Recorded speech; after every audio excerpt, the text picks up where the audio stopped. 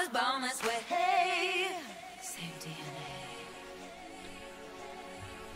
but born this way.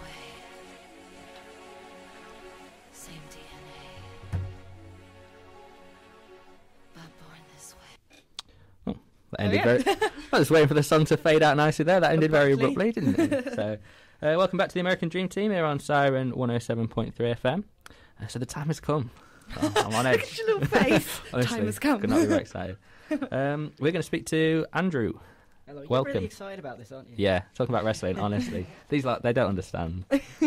It's just not real to them. No, I play songs every week that somehow I've played CM Punk's music before, and they just don't get it. So Yeah, I don't understand how people just can't get it. we'll obviously you're an American Studies and History student. We'll start with that. First of all, are you enjoying Lincoln? Yeah, it's great. I don't live too far away from here. I live in Spalding, so it's not too far away. My condolences. Yeah, I know. The course is going really well. Just knuckling down, doing a bit of work. Yeah. Which aspect do you like better, history or American studies? You better answer correctly. Yeah, I realise where I am, so I'm going to say American stuff. Yay! Good choice. But the reason you come in is to talk to us about the podcast that you host, and it's every 2 weeks. Is that right? Yeah, we do the Suplah every 2 weeks. We're on vocnation.com, YouTube at Suplah, and we're also on Fox Sports, and we are also on wrestlingtruth.com. So we're on many websites, and we do the shows every 2 weeks, like you say. Brilliant. And how did you get involved with doing that then? Where did it come about? Boredom, literally. Just we Liam, Dunn, and myself. We had like a break between lunch. And we were at college at the time, and we got so bored that we just pulled out a camera and just started talking about wrestling. And we thought it'd be a good idea, and people seemed to like us, so we just kept going, and eventually it just evolved into a audio podcast. I know Keelan Bolton personally, the guy who runs WrestlingTruth.com. So it's not always what you know, I guess, it's who you know.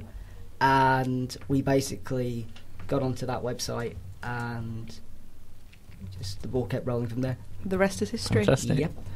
Oh, this is fantastic. This is brilliant. We will start talking about wrestling in a minute. But so you've got quite a few followers in that then? A few people subscribe to the show? We've got about 400 subscribers. Our videos kind of range from like 10,000 views to thousands. It depends what it is. If it's something like WrestleMania or something like that, we'll get loads of views. And on the websites like VOC Nation, they get tens of thousands. I mean, they've had John Cena on the show a few weeks back. And just a fun fact, I was on the show a couple of months ago, and just before me was Hacksaw Jim Duggan. Really? So I was just completely like starstruck. Blank faces in the studio. Smile and nod. Well, no, so that would be a bit of advice for the American Dream Team then. Attach ourselves to some popular websites. I know. Yeah. So I'm sure we can attach yourself to CNN somehow. Yeah.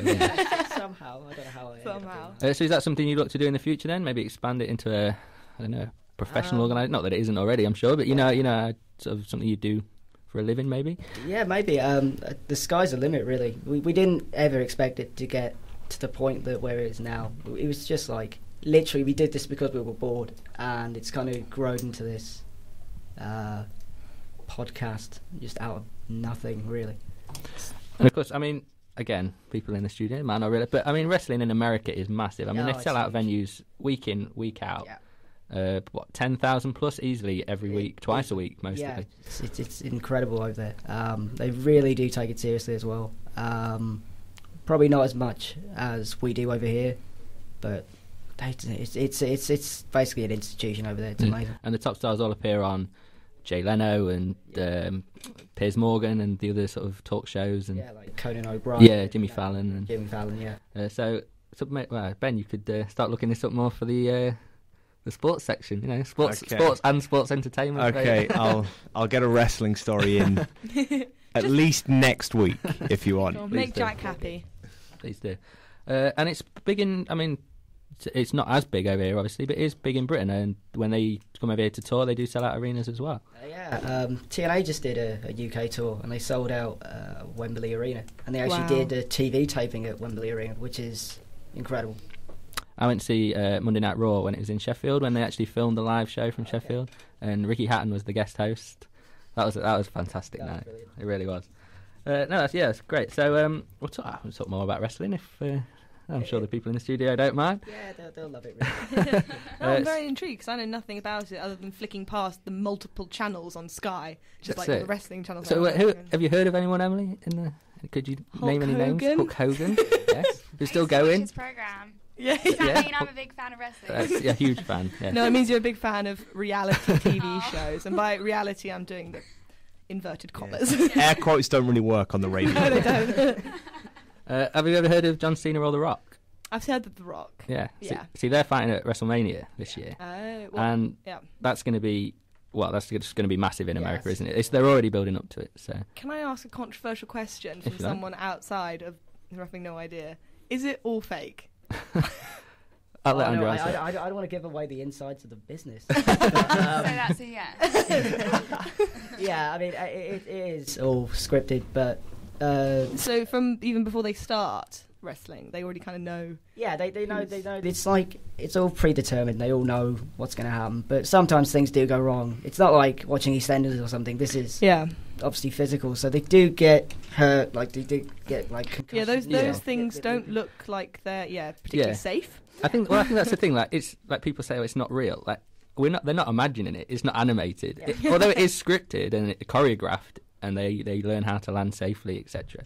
It's very real. I know. I follow all the stars on Twitter, and people ask Shawn Michaels, and they'll ask him about his injuries, and apparently he wrestled for 3 straight weeks with a torn tricep, just every week, and he landed on he did a move called a moonsault, which is a back somersault, off the top of the ring onto a table. I mean, we're talking about a 15-foot drop, probably. That's cool. And he broke 2 ribs, and he wrestled for the next half an hour with 2 broken ribs. Do that all the time. So, really, Lily? Nothing. What are you talking about? I mean, if you take a guy like Mick Foley, for instance, like Foley's had like multiple concussions. He's had like broken bones. I think in that one Hell in a Cell match that will live in infamy, I think he had like his tooth fell out or something, and it kind of went up his nose or something like that. So you try and tell me how that's fake. Well, I think when it comes to it's still seen as sort of a sport, and and there's all of other sports, especially with things like boxing and stuff. You just don't, and the part of the whole that's lovely, just a lovely picture up there. Because the whole, and then obviously there's bets, and the whole. I find the exciting thing about sports is the not knowing who's going to win, and sort of having, well, not betting, but having someone to support. But if it's already predetermined, doesn't that take away the anticipation? It depends how these events are played out and how they're booked and how the storylines are going. It can be extremely predictable, but take. I don't know if anyone listening is going to know this, but CM Punk left the WWE with the WWE title. I'm saying in inverted commas. Why is he leaving? Yeah, and everybody's like, "Oh no, he just left with the belt," and people didn't know because it was based on reality to the point where he was going to leave, and then obviously he signed a new contract, but they made people believe that he was actually going to leave, and it caused a huge stir. And a lot of people were asking me, "Is this real? I don't know." And I'm like, I don't know myself. I don't know either. Yeah.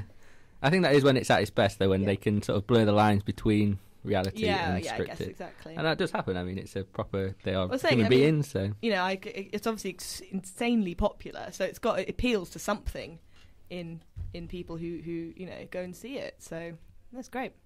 Have you ever been over to America to watch any? Sadly, no. But I have seen events live where they've come over here.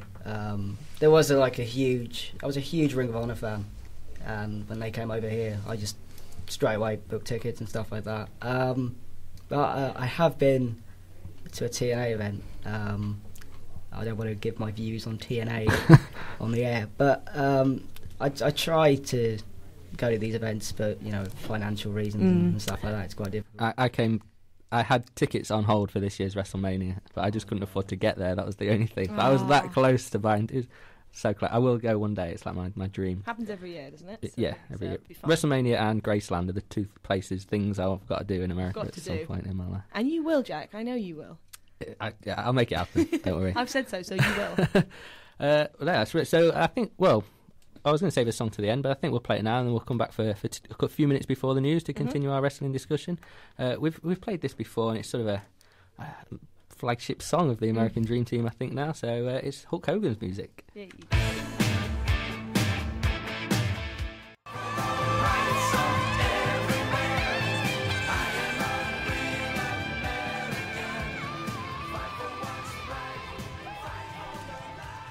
And the wrestling discussion continued in the studio there while we're off air. I won't embarrass you, Jodie, by repeating the question you asked, but it was some older wrestlers would say, shall we?